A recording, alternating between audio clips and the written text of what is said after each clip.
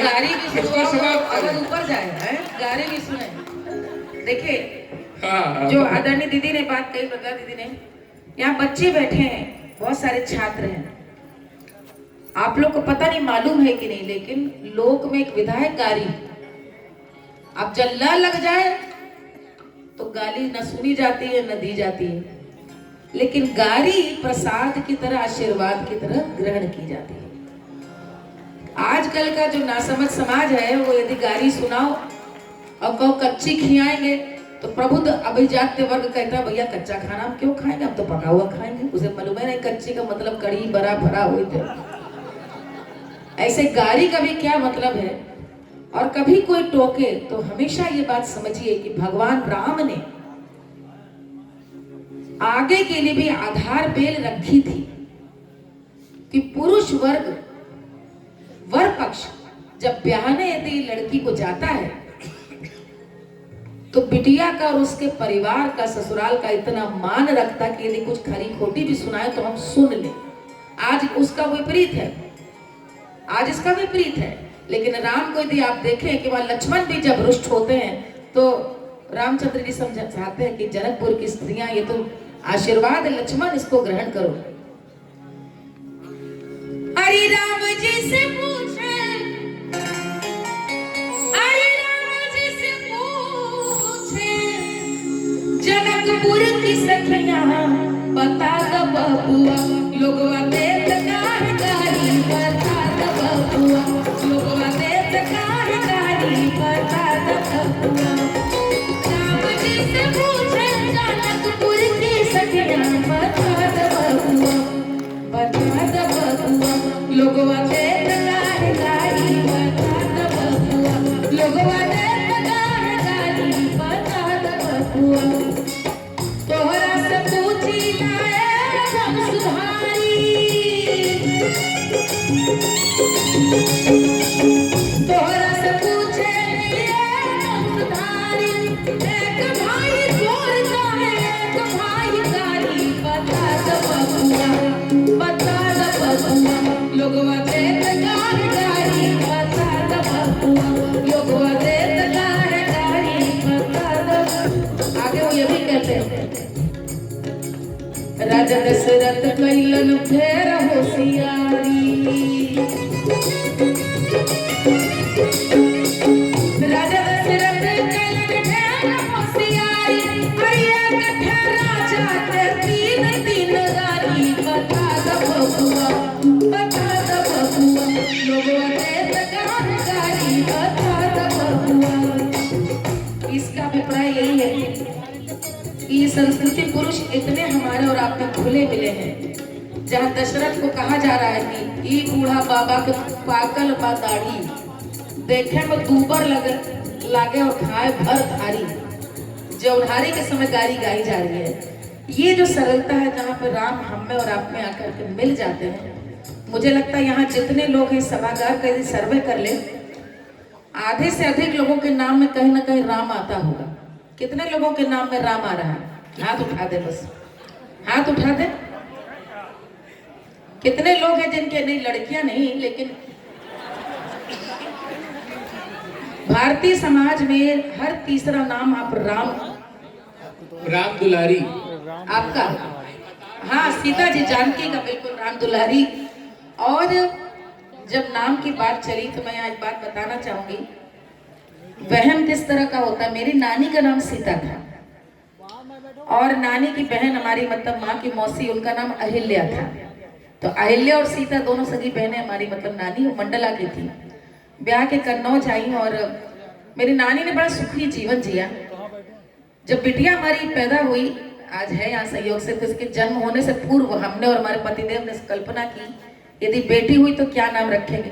वो चिट्ठी पत्री का जमाना था, व्हाट्सएप यूनिवर्सिटी तब चालू नहीं हुई थी, तो हम चिट्ठी में हम लोगों ने लिखा कि वैदेही नाम रखेंगे बिटिया का। और हमने जब बिटिया हुई, ससुराल में बेटी हुई, जैसा अपने समाज में है कि सास के सामने जल्दी जबान खुलती नहीं थी, तो हमने धीरे धीरे बताया कि वैदेही नाम है। तत्काल उधर से उत्तर आया कि सीता जी तो कभी सुखी रही नहीं, वैदेही नाम कैसे रहे। अब नई बहुरिया तो नई बहुरिया के कारण हम एकदम मौन रह गए, कुछ बोलबे नहीं किए। अभी हमसे लड़ती कि कितना सुंदर नाम था, वैदही काहे नहीं धरा हमारा। तो मजे की बात है कि इनका भी ब्याह नहीं हुआ था। आइए हमसे कहे हमारा बेटा होगा तो हम नाम रखेंगे राम। ये बैठी इनके सामने हम बता रहे हैं। तो ये जो एक नाम को लेकर के जो आपने बताया कि ये लोगों के मन में रहता है, लेकिन ये इसके अपवाद हुए। मेरी नानी का नाम सीता था और उनसे ज्यादा सुखी जीवन तो किसी ने नहीं जिया। लेकिन मुझे लगता है कि यहाँ पर जितने लोग बैठे हैं, यदि सिर्फ राम के लोकगीतों का प्रसंग यहाँ पर वर्णित करने लगे तो आप ये समझिए कि क्योंकि जिस व्यक्ति ने भी राम कथा को अपनी दृष्टि से देखा उसने वैसा ही गीत बनाया। कहीं पर कोई लगाने बुझाने वाली ननद थी तो एक गीत की परिकल्पना हुई कि जहाँ पर वो पूछती है कि तुम तो रावण के पास होकर आई हो, रावण कैसे लगते थे देखने में, और कल्पना है कि नंद है शांता और वो पूछती और सीता जी मना करती है कि नहीं ये मैं नहीं, हाँ, और बहुत जिद करती है तो वो चित्र खींचती है और बाद में जब राम आते हैं तो उनको दिखाती है कि देखो तुम्हारी वियोग में पत्नी अभी भी उसी रावण की कल्पना में डूबी है। ये एक लोकगीत है, लेकिन ये बहुत कुछ दिखाता है कि राम इतने अपने हैं, राम इतने सहज हैं कि उनका नाम ले करके गीतों की कल्पनाएं। थोड़ा सा शांति, 2 मिनट और। तीज त्योहार कोई उत्सव ही नहीं, कोई उत्सव ही नहीं जहाँ पर राम, लेकिन कृष्ण हर प्रकार का लास्य और रास नचाते हुए दिखते हैं। अधिकतम यदि कहीं पे कोई लिबर्टी ले पाता है गानों में तो वहीं पर है कि राम जी के हाथन ढोलकवा सोहे, बस। इसके अलावा मर्यादा पुरुषोत्तम राम नाचते हुए भी नहीं दिखते हैं। होली खेले रघुबीरा उसी में जी राम जो है मर्यादित है। तो चलिए सब लोग इसी बात पे एक साथ गा लेते हैं। होली कर दीजिए ना। अरे होरी खेलाए रघुबीरा यवतमा, होरी खेलाए रघुबीरा।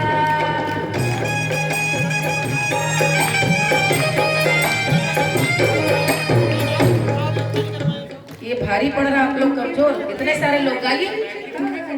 नहीं नहीं पूरा एक मुखड़ा पहले गा ले।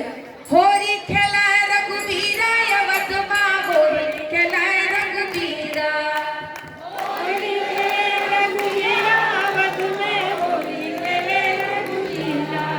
अरे के करे हाथे कनक पिचकारी, कनक पिचकारी, कनक पिचकारी,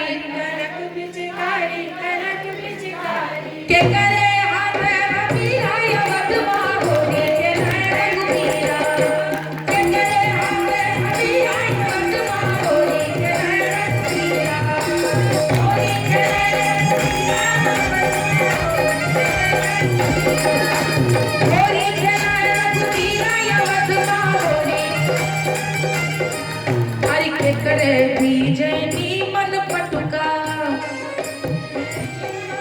अरे के करे बीजन चीरा, अरे के करे बीजन चीरा अवधमा, होरी खेलाए रघुबीरा यवतमा, होरी खेलाए रघुबीरा। होरी खेलाए रघुबीरा यवतमा, होरी।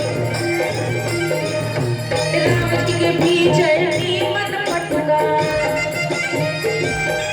अरे सीता के बीजन चीरा यवतमा, होरी खेलाए रघुबीरा। अरे होरी खेलाए रघुबीरा यवतमा, होरी। सब लोग साथ में गाएंगे। अवधपुरी में मची खुशिहारी, अवधपुरी में मची खुशिहारी, मची खुशिहारी, मची खुशिहारी, मची खुशिहारी, मची। देखिए फागुन आ गया और जोर से उल्लास फागुन का देखना चाहिए। अवधपुरी में मची खुशिहारी, मची खुशिहारी, मची खुशिहारी, सब जगह में जो धीरा यवतमा, होरी खेलाए रघुबीरा। सब जगह में धीरा यवतमा, होरी खेलाए रघुबीरा। होरी खेलाए रघुबीरा यवतमा, होरी खेलाए रघुबीरा। होरी खेलाए रघुबीरा यवतमा, होरी खेलाए रघुबीरा। अवतमा होरी खेलाए रघुबीरा, अवतमा होरी खेलाए, अवतमा होरी